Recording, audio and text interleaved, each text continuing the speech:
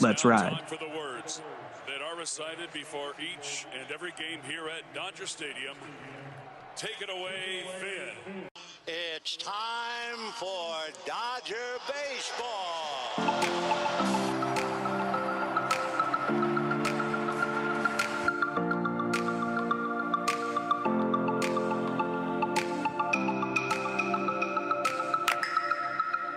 The Incline Dodgers podcast is presented by TickPick. If you're looking for the best ticket prices out there on the market, make sure to download the TickPick app today to get the best deals to Dodger Stadium to see your Los Angeles Dodgers battle it out right now and try to take home another NL West title and hopefully win it all this season in the World Series. If you're a big music goer like myself, TickPick has tickets to all your favorite artists out there at whatever venue they're performing at in whatever city you live in. So it's not just limited to the venue down the street. If you want to make a trip out of it, you can go to Miami and go see Taylor Swift, I guess. Just roll with it. TickPick, best deals, no service fees at checkout. Download the app today. What's going on, Dodger fans? Thank you for listening to another episode of the Incline Dodgers podcast, trade deadline edition. Your Los Angeles Dodgers are 58-43, which is good for 3.5 games ahead of the San Francisco Giants in the National League West. So let's keep it rolling. Even though the Dodgers lost the series to the Toronto Blue Jays, we got some trade deadline talk that we're going to focus on. The Dodgers are making moves, and what better person to bring on than NBC Sports' own Michael Duarte, who covers the Dodgers, the Rams, the Lakers. If you follow these teams, you absolutely know who Michael is. So it's a privilege to welcome on for the first time to the Incline Dodgers podcast. Michael, the Dodgers already leaving this as an exciting day for you. They traded for Kiké Hernandez yesterday, and they traded for Amed Rosario today. I didn't even expect that one to come. Yeah, they're making moves on margins right now. I know. Well, Kevin, you know how Dodgers fans are just as much as I do. And before I jump into that, again, thank you for having me on as well. The privilege is mine. And thank you for that introduction. But I know Dodgers fans want to hear the splashy names. They want to hear Shohei Ohtani is coming. They want to hear Nolan Arenado is coming. They want to hear Max Scherzer, a reunion, is coming back, or Justin Verlander, a guy the Dodgers had some interest in free agency this past offseason. So I know when they bring back a guy like Kiké Hernandez or go get a good defensive shortstop in Amed Rosario, these fans are hoping and expecting more, I guess. I know a lot of fans in my DMs going, when are they coming? When is the Ohtani's coming? The Scherzer's coming? I just happen to think, before we jump into it, that this is a trade deadline for sellers right now, right? There's only a handful of teams that we know are selling, but there is 3 times that amount that are buying right now. And they all are in the starting pitching market, or at least most of them, a majority of them are. And so I really think this is a seller's market for those teams that have decided to sell and do have starting pitching available. And it's going to be just a bidding war for all these teams. I think, like we hear today, the news that Shohei Ohtani, it shouldn't be a surprise to anybody, but he's most likely staying put with the Angels. That should not shock anybody, the way the Angels and Artie Moreno have operated over the years. And I think the chances that he was going to become a Dodger via trade by Artie Moreno, who hates the Dodgers notoriously, agreeing to ship him down the 5 freeway, was never, ever going to come to fruition for anybody. So the fact that he's staying put is probably a good thing. I think it gives the Dodgers a better shot at getting him in free agency, at landing him as a free agent, especially if the Angels miss the playoffs again. And so I think you're going to see not a whole lot of big names being moved at the deadline. I think you're going to see more smaller moves at the margins like this. And I just think that all these moves are going to come down to the last few hours of the trade deadline once teams finally decide once and for all if they're in or they're out. And we can go into more insight about like how these trades work and the names that the Dodgers are talking about. But to go back to your original question, I think a reunion with Kiké Hernandez didn't surprise me at all. I thought that was something that made a lot of sense on multiple levels. First and foremost, it seemed like the Boston Red Sox were done with their Kiké Hernandez experiment. Obviously, he had a great year for them in 2021, really solidified himself as a shortstop, a center fielder. He helped them win a playoff series against the Tampa Rays, if I recall. In fact, I think it was Kiké Hernandez who ended up being at the plate and knocking in the game-winning run to send them to the next round. So he had a good 2021 with them, a little bit of a digression in 2022, but this year he just completely fell off. One of the third worst hitters in the American League. I think he has 5 errors at shortstop for them. His playing time had diminished, and the Dodgers needed a utility guy, a right-handed bat off the bench, a guy who can play multiple positions. We know that's what they like, and they saw things on tape that they believed if he came back and got with hitting coach Robert Van Scoyoc, that they could fix some things offensively. Obviously, he's familiar with the team. He's familiar with the players. He's familiar with the front office, with the stadium, all that. And Boston was ready to move on, and it wasn't going to cost the Dodgers much of anything. They like those kind of trades and those moves. I thought Noah Syndergaard would also be traded at the deadline because they would like to ship some of that money they owe him out. So getting another guy like Amed Rosario, they're just kind of piecing together these right-handed hitters off the bench that do well against left-handed pitching to address some concerns they have. These moves tell me that the chances of them getting a guy like Nolan Arenado, which I know fans want to see, are probably slim to none at this point. Again, improving at the margins, and I expect to see more of that here in the next week or so. We'll go to the big names in a second. Yeah, you hit on a lot of good points. I want to emphasize, I do feel like the Dodgers are still at the salad bar with these moves they're making.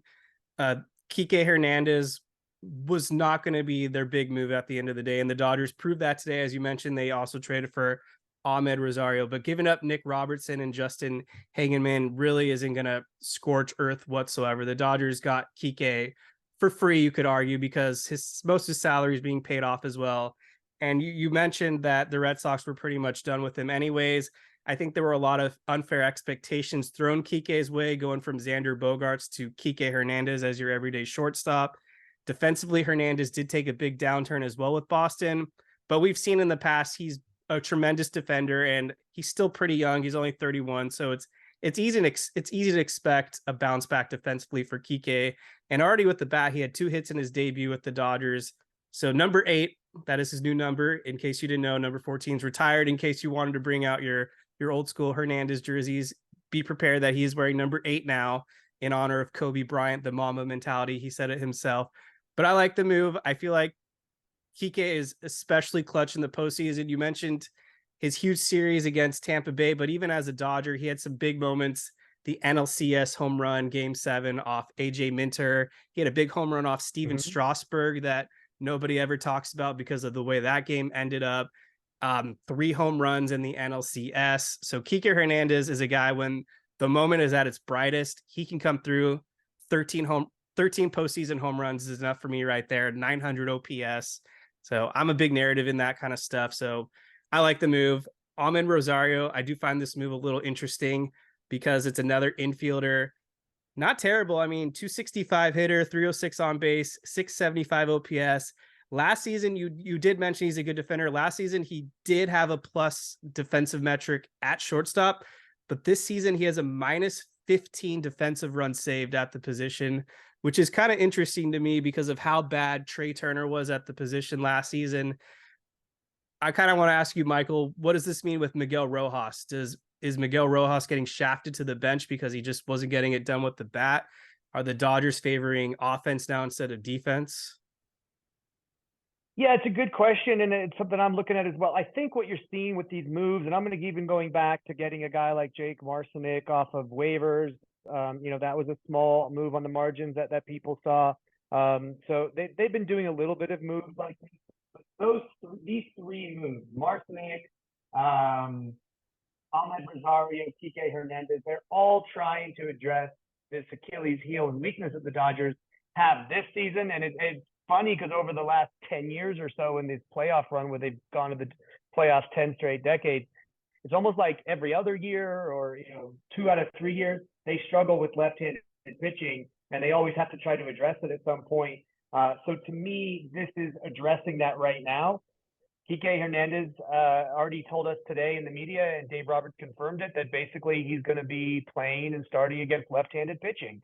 So that tells me that the Dodgers as they've done periodically over the last few postseasons, are going to have a platoon lineup of sorts. Against right-handers, they're going to go out there and field, and then against left-handers, they're going to go out there and field. That means guys like Jason Hayward, James Outman, you can see against right-handed pitching, and guys like Kiké Hernandez and Amed Rosario, you can see against left-handed pitching. To me, Miguel Rojas, great defensive shortstop.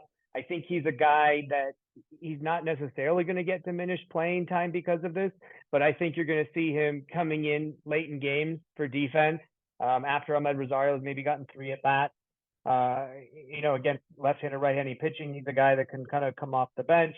That's to me where I maybe see that. I think bigger impact is a guy like Miguel Vargas, who we all thought 2023 would be the year Miguel Vargas kind of ascended and became the next Gavin Lux, Cody Bellinger, Corey Seager, as you will, a guy who could contend for Rookie of the Year. James Outman has kind of stolen that mantle, a guy that we didn't even think maybe was going to be on the opening day roster.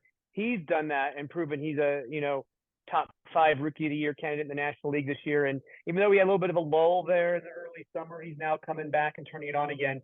But I think the bigger impact is this tells me Miguel Vargas is probably staying down in the minor leagues until call-ups come. And potentially, I could also see any of these guys getting moved in another trade if it helps another team.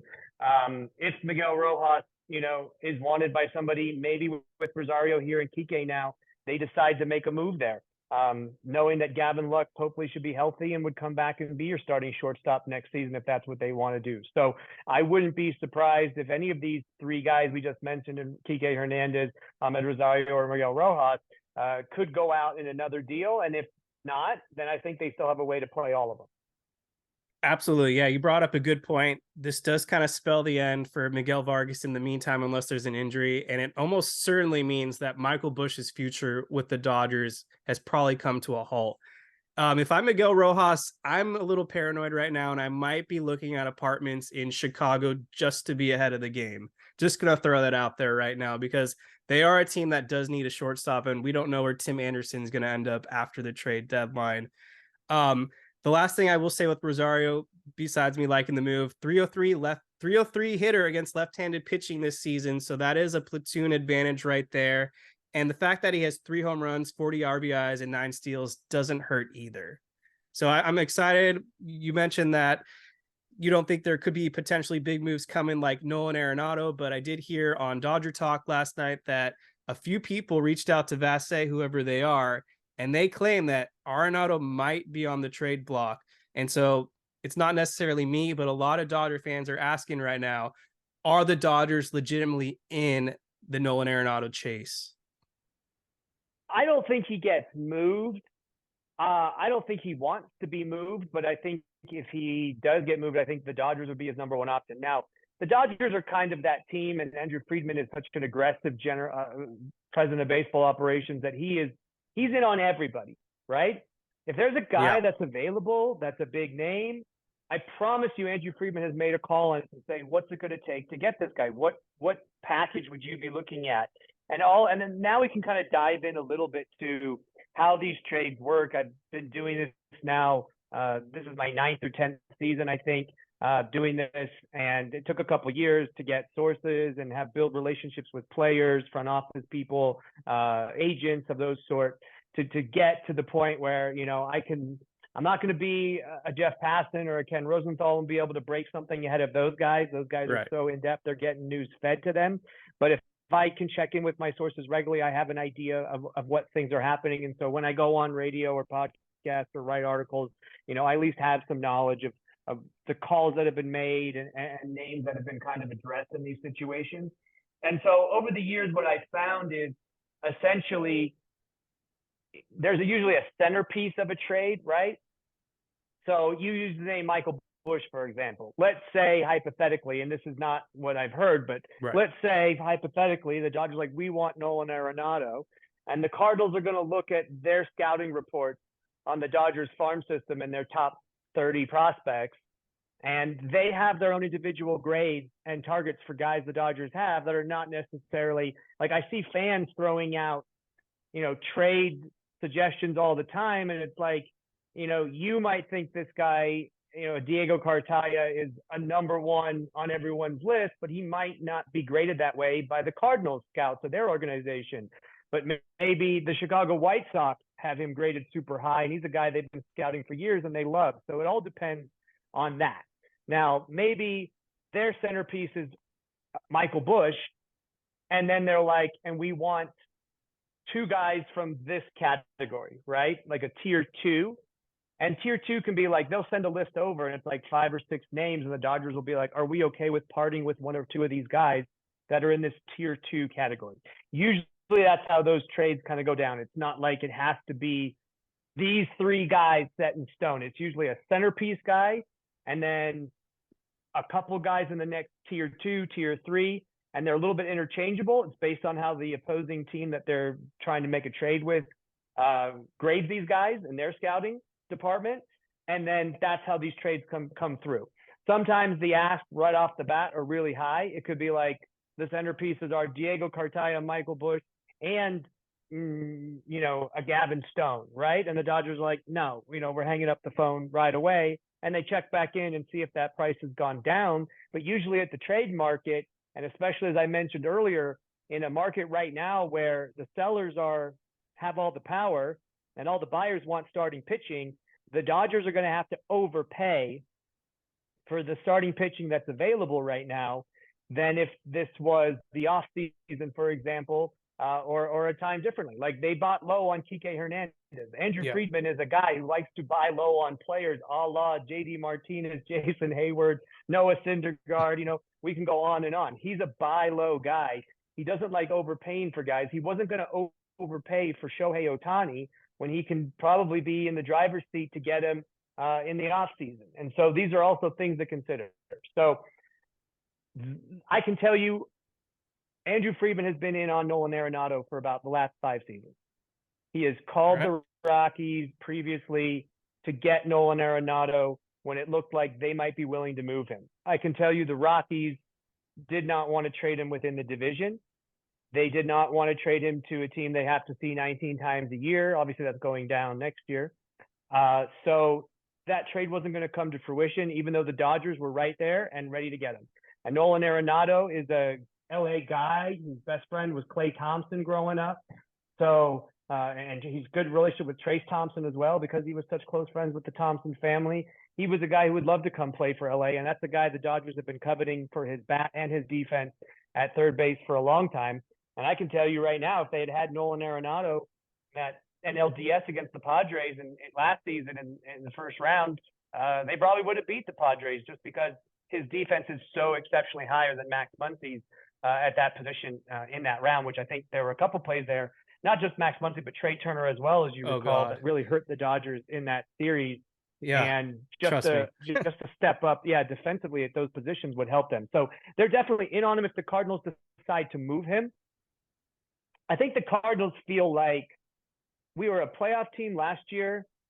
We should have been a playoff team this year. The NL Central is super weird. I don't think they can get back in the race, and even if they could, that they have a team that can win the World Series. But I don't think they want to blow it up. Like, let's say what the Washington Nationals did, right? So I think they feel like if they can move some expiring contracts and still keep that core of Arenado and Goldschmidt together, with some other pieces, they can be right back there next year.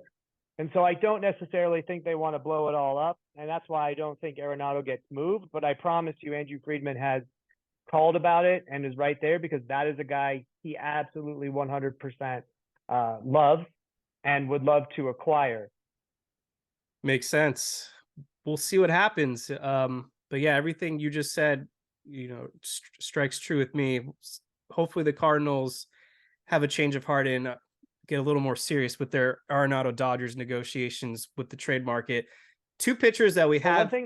Go ahead. One thing I can say, though, just for your listeners, Kevin, is look at the names. You'll be hearing these names, especially coming up. Jack Flaherty, Montgomery, and Jordan Hicks. Hicks, obviously a reliever. The other 2 starting pitchers.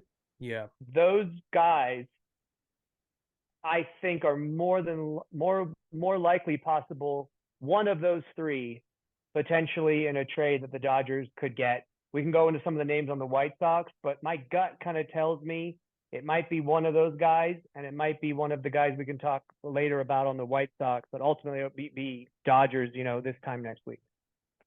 Perfect. Yeah. I mean, Hicks was definitely a name we've been talking about for weeks, but I think I read 2 days ago they're thinking about extending him. So that would immediately take him off the trade market, which I guess kind of goes to your point of the Cardinals don't want to blow it up completely. And so Hicks is still pretty young. I think he's 26. So they don't have to trade him if they're going to try to compete next season. I was going to talk about the White Sox next because there are two pitchers that the Dodgers have been connected to a lot. Lucas Giolito, which makes a lot of sense, and then Lance Lynn, which honestly doesn't make a lot of sense to me, especially after his most recent outing today, Wednesday, where now he has a 6.5 ERA. But yeah, I am right on the same page with you. And I know, again, that's not what people want to hear. It's not the sexy name. It was a sexy name a couple years ago, but it's not necessarily the sexy name people want to hear. Again, I have fans in my DM saying they want Dylan Cease. And yes, anybody if you would want Dylan Cease, but I don't think Dylan Cease gets traded, and I think that's going to cost you a lot. And again, Andrew Friedman doesn't want to pay a lot for guys that he might be able to sign or get in free agency or different deals and packages related. So to me, Lucas Giolito has made the most sense since day one of the 2023 season. He's a pending free agent. So, it's a rental. It shouldn't cost you that much. He's from Southern California, went to, I believe, Notre Dame High School, was part of all those guys. Why is my name blanking right now? Max Fried, excuse me. There you go. He was part of that trio with him and Max Fried. So this one makes a lot of sense. I think he's owed about, I don't know, around a little less than $4 million for the final 2 months of the season. So the Dodgers are kind of keeping an eye on that luxury tax threshold as well. They don't want to, be paying this huge tax as committers multiple years in a row. This is a guy that makes sense, and more than likely they're going to try to get something else out of it because this goes back to the conversation we just had. Unlike the St. Louis Cardinals, who think maybe they can move some guys that, on expiring contracts and still compete next year in a very weird, NL Central. I think the White Sox are like, look, we went for it. We went and signed these big names. It hasn't worked. We haven't been able to get there. Now it's time to rebuild and blow this up and go young again and try to go the way of the Reds and the Pirates and the teams that are, having a little bit of success here in those leagues in this weird National League year where the teams we expected to be ahead in the divisions are just not. So it's just been weird like that. So to me, this is a team that is willing to blow it up. Everyone's on the table, fire sale, and sell high because all these teams are going to want these guys right now. So I think out of all the names we talked about, Lance Lynn is another name for fans to look out for. I definitely think the Dodgers are interested, but I think Giolito makes the most sense. I think you could see Joe Kelly, another old friend. We talk about bringing Kiké back, a guy that they could throw into that deal, a guy that Joe Kelly would say, hey, if you're going to trade me, I'd love to go back to the Dodgers. That's where I'm from. That's where my family lives. Like, send me back there. And I think the Dodgers would be up for that too, because they could use the bullpen help and a guy that knows the system and everything. So to me, a package of Giolito and Joe Kelly, like you mentioned, for, I don't know, and Michael Busch might even be too high of a prospect for some rentals. Like, you know what I mean? Like, they might have to throw in a guy for that. They'll throw in Grandal. Yeah, exactly. I mean, I thought about that too. I don't think that happens. Not with, you don't need an offensive catcher right now. I mean, Austin Barnes might get moved in the deal too. Yeah. By the way, if they can find some backup catching, I just don't think Grandal is the guy that they're going to want to bring in for backup catching. And his last year, he was not happy in LA. He was not thrilled at all. And so I don't think that's a guy that they would want to come back. So, I don't know, maybe a Gavin Stone goes back, but again, I feel like that's a little too high. I think you nailed it with a guy like Pepio or Nick Rosso. Those are guys that are in that kind of second tier. River Ryan's another guy that I know has some success. So I think those are the guys you could see. I think you also mentioned Landon Knack. I think one of those guys going back is something that makes sense for a 2-month rental on this front. And obviously there's going to be teams gunning for Lucas Giolito as well. But if he can kind of have a say in where he wants to go, I think the Dodgers would be at the top of the list. So he's a guy, I think, if somebody had to say name one guy, out of the guys available that's going to be wearing Dodger blue next week, I do think Lucas Giolito would be at the top of that list. I think the Lance Lynn thing, look, it's no secret the Dodgers don't just need one frontline starter; they need two. So Lance Lynn could be one if they get a Cardinals guy, or Lance Lynn and Lucas Giolito takes care of two. So I'm sure they're asking about him as well. But also, I know that the Rangers are interested in a reunion with Lance Lynn. I know the Tampa Bay Rays want him. The Orioles want him. There's a lot of names out there I've heard for Lance Lynn right now, a lot of teams that would be interested. The Marlins, the Angels, two other teams that are interested. So if the Dodgers say they're in it with the best farm system, they are essentially making their other teams overpay for him so that they can underpay. They're still going to overpay, but underpay compared to Lance Lynn for a guy like Lucas Giolito or Jordan Montgomery or Jack Flaherty. That's a good point. Yeah, I mean, those are the big names out there. I'm trying to think who else was mentioned in the Dodgers rumors, but I feel like that's it for right now.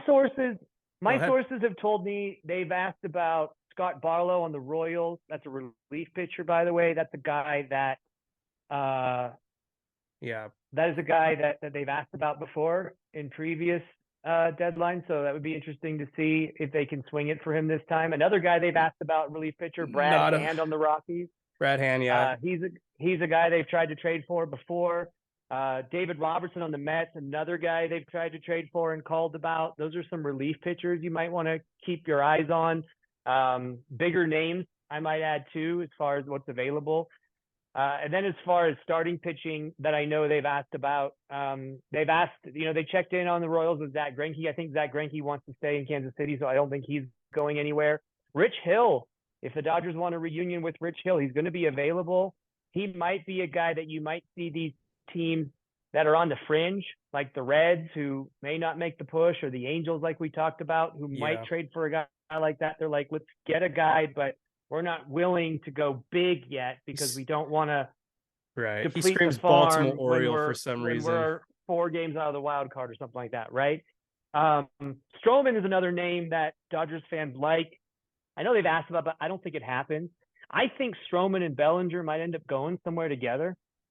And I think the Rangers make sense for a lot of reasons.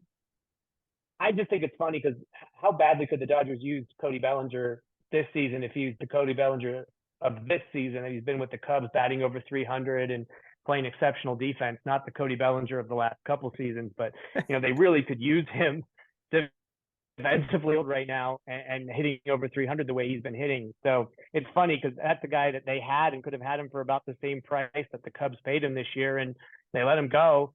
And now he might, be a big piece for a team at the deadline trying to compete and maybe even against the Dodgers in the postseason if that were to happen. So Stroman, I don't think happens. I think some team's going to overpay, and I think it's going to probably be the Rangers, but I know there's a lot of other teams out there. And then the last one for fans to look at, I know they've asked about, is Eduardo Rodriguez on the Tigers. He's an interesting fit. I think it's going to depend on see how the dominoes fall for the Dodgers. You know what I mean? Like, let's say Lance Lynn is the first piece, and then Jack Flaherty goes somewhere, and then Stroman goes somewhere. Now the Dodgers might be like, okay, we need to get something because some of the bigger names have already gone off the board, and we don't want to be left with like nothing. I know the Brewers and the Orioles have both been interested in Rodriguez, so it'll be interesting. I know the Yankees would be interested in bringing him back. He's had a pretty good year, so it'll be interesting. I just think he's got, I don't know, 3 years left on his deal that he can opt out of, which he might do just the way he's been playing. So we'll see. It'll be interesting to see. But that's another name for guys that the Dodgers have called and asked about. Appreciate it. Yeah, we talked about Scott Barlow on our most recent episode, actually, and I was not a fan, and he's only been worse since.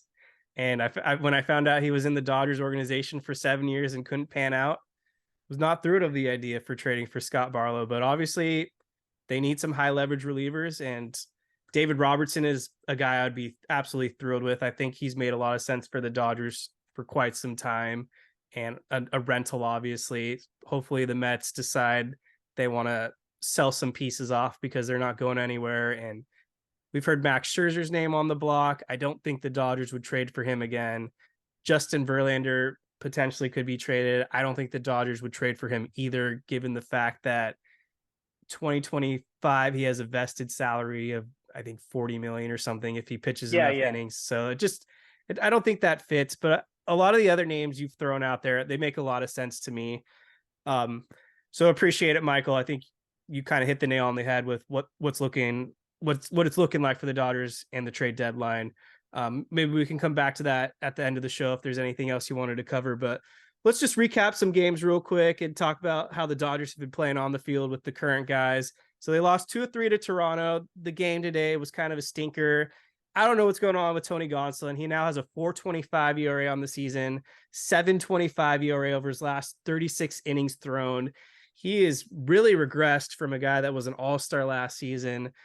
But I think the game that everyone wants to hear us talk about is the epic comeback Tuesday evening where the Dodgers were down 7-3 in the ninth inning, put up a 4 spot with an epic rally. Chris Taylor driving home the last 2 to tie it up with 2 outs. That was the last time the Dodgers had scored 4 runs in the ninth inning since 2006, when it was the 4+1 game against the Padres. So it's been that long. That just kind of shows you how relentless this Dodgers team has been this season, despite a lot of people feeling like they kind of phoned it in during the offseason. But when you got a guy like JD Martinez, who has 25 home runs already this year after hitting just 16 last season, and then guys like Jason Hayward, who's just had a resurgence in his career, David Peralta has been playing some good baseball.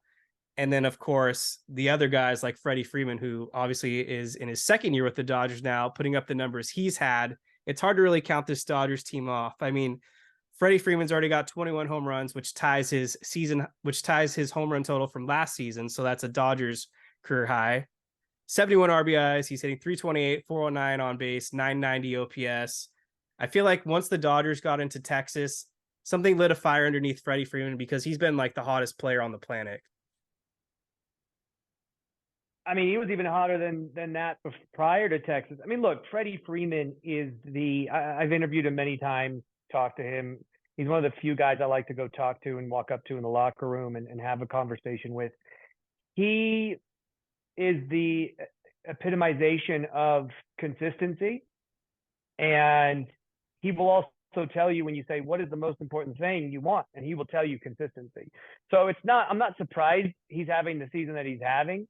It's incredible. And what makes it even funnier is because in any other year, Freddie Freeman, just having the season that he's having and batting, what is his average now? 328, 330 almost. Yeah. I mean, any other year, a guy batting 330 is insane. But when you have Luis Arias and Corey Seager and all these guys like, close to 400, it's absolutely just absurd. But the difference is in spring training, I was talking to him and what was something he wanted to work on and emphasize this year. And it was his home run numbers, his power numbers. He said, Mookie had more home runs than me and I wanted to have more. So I know it's something he was working on. JD Martinez has now helped that. So now you have Mookie, JD, and Freddie all over 25 or Max Muncy, there too. Yes. Freddie's about to join. I'm going to have 4 guys over 25 home runs. I don't think anybody else in the big leagues has more than 2, and yet the Dodgers are about to have 4. What Freddie's done is absolutely incredible. What Mookie's done is absolutely incredible. And if we want to just kind of have a larger conversation as far as the Dodgers season overall, right? This season has had more curves than a roller coaster in it. This was supposed to be a down year for the Dodgers. They didn't make the big splashy names that they've made in the past. They didn't go get a former Cy Young winner like Trevor Bauer. They didn't trade for Mookie Betts. They didn't go get a Freddie Freeman in the offseason. Every year there's that big splashy name, and this year it just didn't have it. And I think everybody, including myself, expected this to be a down year. And I still argue that it kind of is, right? I mean, especially when you consider they won a NL record 111 games in 2022. Yeah. So by those terms, it's a down year, but you can look at it in various ways. And that is, to me, that 2022 team was arguably one of the best rosters ever assembled. And the shame Walker Buehler got hurt, because if he doesn't, I think that really helps them. But obviously they lose in the NLDS, and that's just kind of the crapshoot that is baseball. And that is why so many teams are not sellers, even though they could be, is because you saw a team like the Phillies fire their manager mid-season, go on a hot run, sneak in, and go all the way to the World Series and become 2 wins away from winning it all as that second wild card team, or third wild card team, excuse me. So, I think a lot of teams see that and they go make a run. That's who the Angels think they are. Exactly my point. It's why they want to be buyers now instead of sellers with teams leapfrog. So because of that, and they see that it can happen, and we've seen it happen. So it's just strange, because that team should have won the World Series last year. They can't even get out of the NLDS. And it could be a team this year that had very low expectations, that some people didn't even expect to make the playoffs, let alone win the NL West division. And maybe this is the team that somehow goes on the run and gets hot, doesn't have the bullpen or the closer we all thought we had, doesn't have, the ace or two or the top two pitchers, at the front of the end. But maybe they do something like the Phillies and they go on a run and they win it all. Team chemistry is important in that, and that leads me to talking about Freddie Freeman and Mookie Betts, who to me, they've put this team on their backs this entire season. And it took a while for everybody else to come with them, but Will Smith has been there with them the whole time. JD Martinez, a good friend of Buddy and Mookie Betts from when they played in Boston. What a huge signing and underrated signing that has been. Jason Hayward, a guy that was just gone. Just nobody wanted him. He signed on a minor league deal, and Freddie Freeman, who's like his best friend, was one of the main reasons he signed here. So when you make your MVPs and your superstars and your all-stars happy, the guys that carry your team, when you make them happy, when you bring in their friends, when you bring in the guys they're comfortable with, when you make the locker room and people doing the Freddie dance now as their celebration, when that happens, that's contagious. And it's like rubbing off on the young guys. And this team is, no, not the superstar team, the all-star team that last season's roster was, with Trey Turner on it and other big names, but they're definitely gelling and cohesive and having fun doing it. And so, like we said, they may just be a couple pieces away, a Lucas Giolito or Jordan Montgomery, and, another closer, whether it's Robinson or Hicks or somebody in the bullpen, from making a big run. And this is the team that did it. And I've been saying it all season long, because some people thought this team wasn't going to make the playoffs. I said, as long as they're in the conversation, the discussion around the All-Star break, and, as it was, they were in first place at the break, the Dodgers would try to go for it and add pieces, and then you would never know, because it could be the 1 year when we don't think they're going to do it, that they go run the table and they do it. And that's what it's been. And it's all been Freddie Freeman and Mookie Betts who've been carrying this team and carrying the torch. And now I think it's on Andrew Friedman to give him a little bit of help. But if guys can get healthy at the right time, and I know we keep saying they need 2 starters, and I think they do need 2 starters, but if Walker Buehler can come back in September and give him something, and I know him, he's the kind of competitive, fiery guy that he's going to want to come back and build up and be able to start, even though probably he won't be able to give him, a deep run. If Kershaw can come back and be the guy that he is, I think they believe Bobby Miller is going to stay in this rotation and be a guy. And so if you have Julio Urias, Clayton Kershaw, Bobby Miller, Tony Gonsolin, and then one other guy, if that's Lucas Giolito, like we talked about, that might be enough to get it done, with Walker Buehler kind of waiting there in the wings in case you need him, or in case you want to piggyback him with somebody that could potentially give you 6 guys that you can figure out what to do with in the rotation. So, they might try to go that route too and only get 1 big starter and a good guy in the bullpen. So we'll see. But yeah, Freddie Freeman and Mookie Betts have definitely carried this season. And I'm trying to think what the turning point was, because it just felt like this team was treading water for the first 2 months of the season, right? And it was like, are they ever going to catch the Diamondbacks? Are they ever going to get there? And I feel like it was right around mid-June that they really started to make a run. And we've seen the after effect on it, because if you had told me this team would be where they're at right now, which I think is like 15 games over 500 at this point, second best record in the National League, I would have thought you were crazy. And right now, I think they look at it and they're like, the one team they got to see, and maybe they're on a collision course, is with the Braves again, and another potential NLCS, which would be a great matchup for TV as well. So Yeah, you mentioned the turning point, and right after they got swept by the Giants, they had a matchup actually with Shohei Ohtani's Angels. They swept the Angels. Then they played You're right. You nailed it. Yeah, then they played the Astros, won that series, and they've just been on a roll ever since. This might have been the first series they've lost since that Giant sweep. Don't hold me to that, but the Giant sweep, and they got blown out. What, it was like 15-0, worst loss at home. Yeah, whatever. That to me was probably the moment. That to me was probably the moment. That 15-0 loss. I know they lose the next day too, but I'm pretty sure it was like a Sunday day game or something or whatever, But that moment, that big blowout, I think that was the wake-up call. Because like you said, they go into Anaheim, they sweep the Angels. I think they've won, like 9 or 10 straight against the Angels now. They beat Ohtani, and then they just went on a run from there, including, like you said, when they went down to Texas against the Astros and stuff, and Freddie started to turn it on. So, yeah, I think you're right. I think that was the moment. The one thing I'll say, though, since then, they're winning series, right? I think they were on a 5-game series win streak that just got snapped by the Blue Jays now. They're winning series. And again, in the 9 years I've been doing this, when I speak to managers and front office executives and GMs and stuff, that's what they just want you to do, right? They just want you to win series. And you don't need to go out there and win a game 15-0 or dominate or sweep a 4-game series. Just win the series and go on the next one. And they've been doing it, and that's going to ultimately get them to the postseason and, maybe even win the division. But I just feel like since the All-Star break, they've had so many opportunities to sweep, right? And they just haven't had that step on their throats. Let's sweep this series mentality. They'll start Austin Barnes in the 3rd game of a series if they've already won the first 2. They may bench some guys and give them some rest.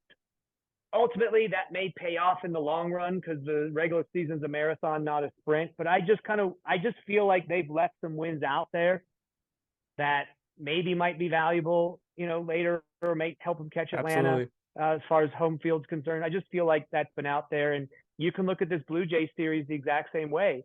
I think they blew game 1 in extra innings, if I'm being honest. Oh, easily. They had 2 opportunities with the Ghost Runner and couldn't get a run home. That was pretty putrid. Yeah.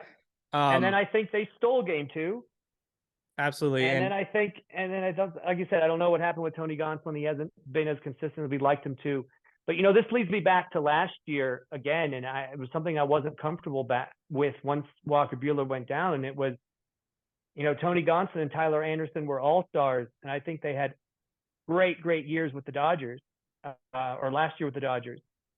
But I'm like, if they're matched up with the Padres or the Mets or the Braves or, any of these teams in the playoffs, do I feel comfortable with behind Julio, like Tyler Anderson, your game 2 starter, or Tony Gonsolin, your game 2 starter, against Max Scherzer, against Jacob deGrom, against Blake Snell or Yu Darvish?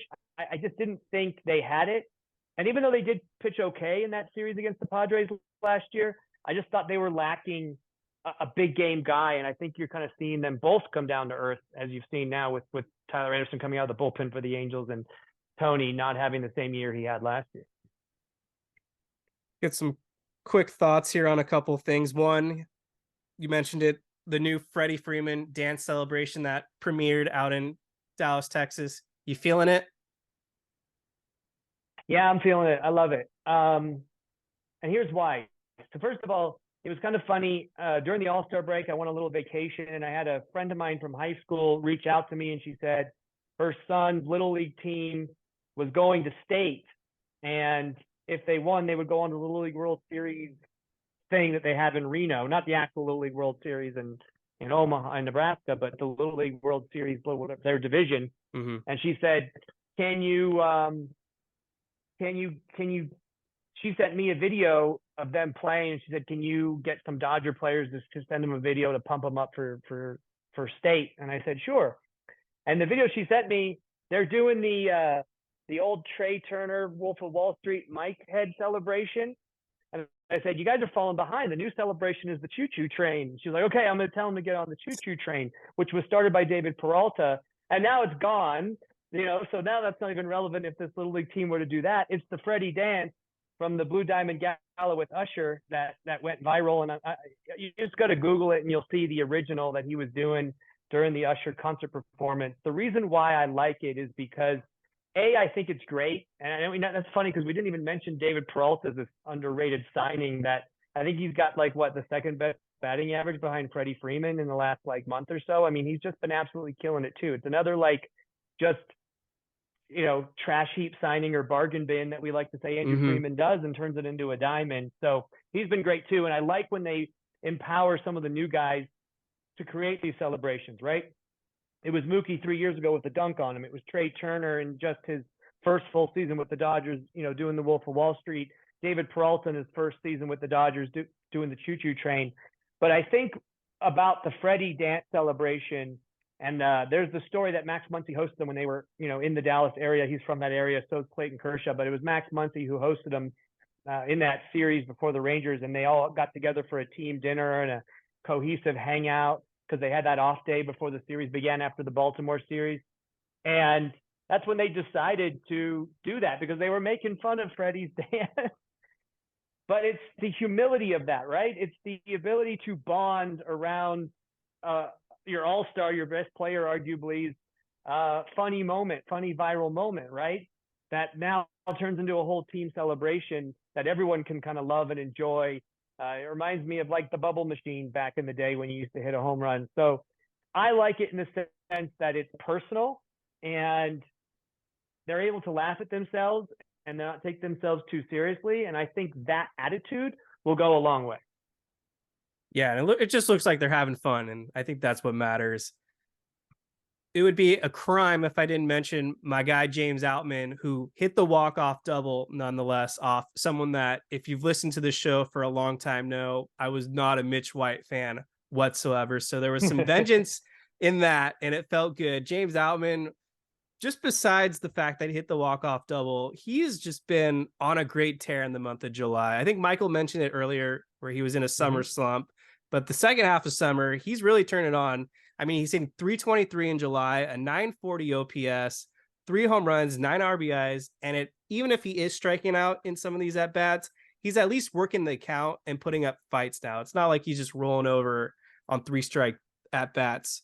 And so it looks like if you were willing to place a bet on James Outman, you're being rewarded right now because he's adjusting and he looks like a true major league player. So great for James Outman. And then another thing, and I was kind of saving this near the end too, the reason I think the Dodgers are making all these trades for infielders is because Mookie Betts is just too valuable in right field.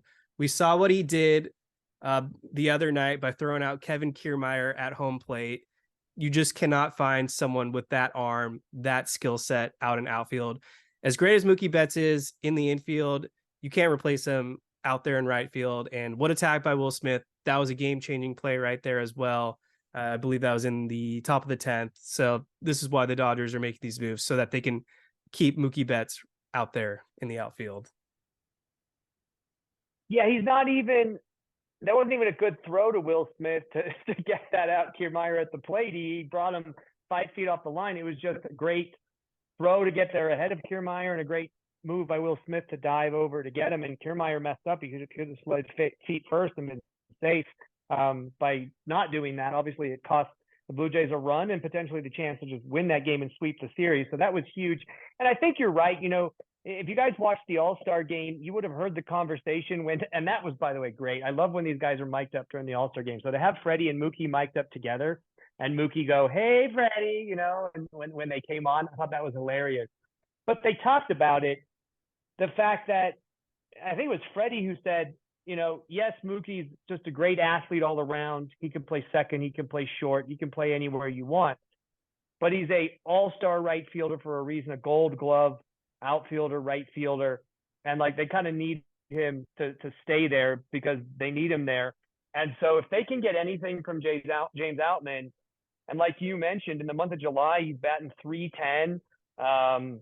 His slug is over 500 again. This is what we saw from Outman in that first month in April when he was crushing it. So it seems like he's turned a little bit of a corner, which I think is good.